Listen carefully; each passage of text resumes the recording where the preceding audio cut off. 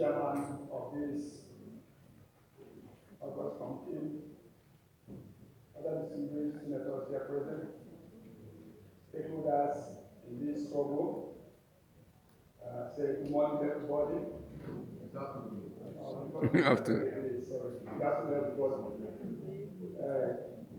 I am Comrade Nwobia Idesimako Christopher, Deputy General Secretary of the Nigerian Civil Service Union. I'm standing for the General Secretary of the Union at this particular occasion to give our contribution to this public hearing. The Nigerian Civil Service Union, over the years, has been championing the advocacy for better living conditions of workers and good governance, and has been at the forefront of calling for affordable housing for the vulnerable, middle and low-level income earners in Nigeria, and particularly Abuja, for the happy living devoid of predation, depression, and frustration that you know are there. In this wise, the union wishes to submit as follows. For us in Nigeria Civil Service Union, we support fully and entirely this particular bill being sponsored by our able, smart comrade, distinguished Senator Smart Adeyemi.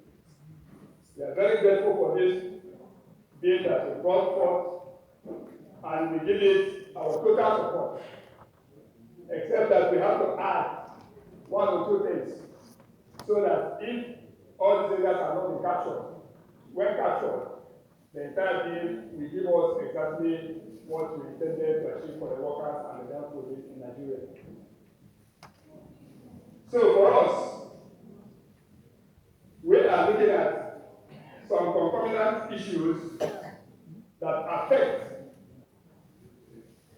what we are talking about today, the increase in rent, not only the number of months that are paid in advance, because we are looking at not only the advance payment of months or years, but also the amount being paid. Because it is even the amount that is being paid that makes the 1 year or 2 years too much for anybody to be able to carry on. So, to look at those issues, we are bringing to the bear the issue of having a measure to checkmate the activities of the lawyers, house agents in this whole business of rentage. Because more often than not, when you want to have a rental apartment, even after paying the rent that you have struggled so hard to bring about the amount you want to pay, they will tell you you have to pay for lawyer's fee and the agent's fee, and all these things are added in the amount you are going to pay, and I think it is too much. If the landlord wants to employ the services of a lawyer, I think out of whatever rent we are paying as a tenant, it should from their service is lawyer. The same thing should be applicable to the agents. Yes, because the agents, when they collect from the landlord, they also collect from the tenant. And these things are telling on the cost of the tenants.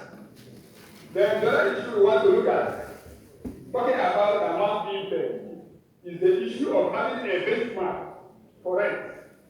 When the sponsor of the bill spoke to us earlier, he was talking about mapping out districts and having those districts allocated with amount of rents commensurate to those districts. I think that will be a very nice thing, and at that level, there should be a ceiling to what can be charged at a particular district, at least for a particular apartment, be it 2 bedroom, be it 1 bedroom, be it a flat, so that we be able to see how much that will come to be. Then the other issue we want to look at is the implementation pattern. How do we implement these things? We are looking at the issue of having rent tribunals. If they are not in existence yet, at this Federal Capital Territory, we are thinking that rent tribunals should be put in place to be able to monitor the implementation of this particular law. Because if we have this law without effectively monitoring its implementation, we may not have been able to achieve anything. So we are suggesting that issue of rent tribunals be brought to bear. Then on the issue of vacant houses everywhere in the Federal Capital Territory, we are trying to give a suggestion, which to some people may be negative, but I think that will also help us. We are looking at a situation whereby government will start to tax people who are owning houses that are not inhabited. Because there's no need for you to build a house simply because you want to sell some fund, you don't want to spend. You build a house, you don't allow people to enter into those houses, and the houses of 5 places. So we should see that the government can take a census of some of those houses and make people to begin to pay taxes on them. Maybe we force them to be able to now give it out, even at a lower rate for people to inhabit. Then the other issue we are looking at is issue of opening up the satellite community. Because if you get up in the morning and you are going to work to Abuja, you discover that the traffic from outside the Federal Capital Territory going outward is always scanty. While the one coming into the inflow is always very heavy, that people may spend up to 2 hours on the road trying to get to work. And they are planning to go back 2 hours before time to be able to reach home. You discover that at the end of the day, 4 hours has been wasted, and the 4 hours is due to work in a situation where we are 8 hours to.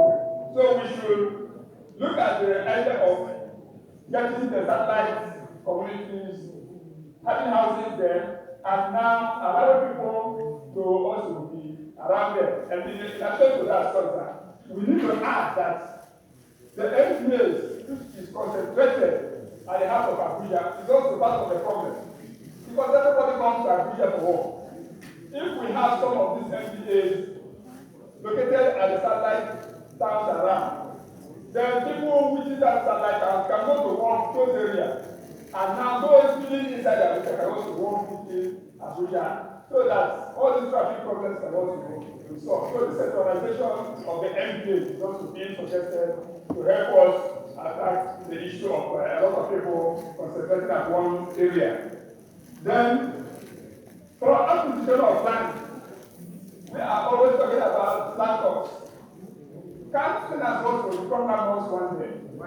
As civil servants, we are also looking forward to also having a house of our own.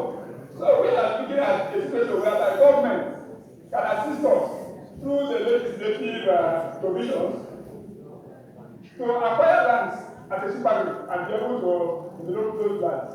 In as much as our finances are poor, if we are giving conducive environment and government comes to bear and establishing those places whereby we can borrow money, maybe through the mortgage institutions and now through our own houses, give 2 rooms, give 4 of them, at least we have a place to keep our heads in. So these are the things we think should be looked into. Then can we talk about the total mortgage bank? They are not here, I discovered. But they are part of our problem. Yes, the total mortgage bank, because through the National Housing Fund, workers are contributing every month. And at the end of the day, you find it difficult to even access those money you contribute for housing projects. And if you ask them to build houses, they go and build houses that the common civil servant cannot even afford to buy.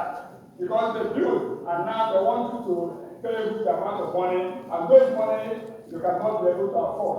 So we are looking at a situation whereby the Federal Mortgage Bank should look at prototype buildings that can be at a very low cost. For workers to be able to own houses, we are not asking for mansions. We are asking to have places. Okay, that's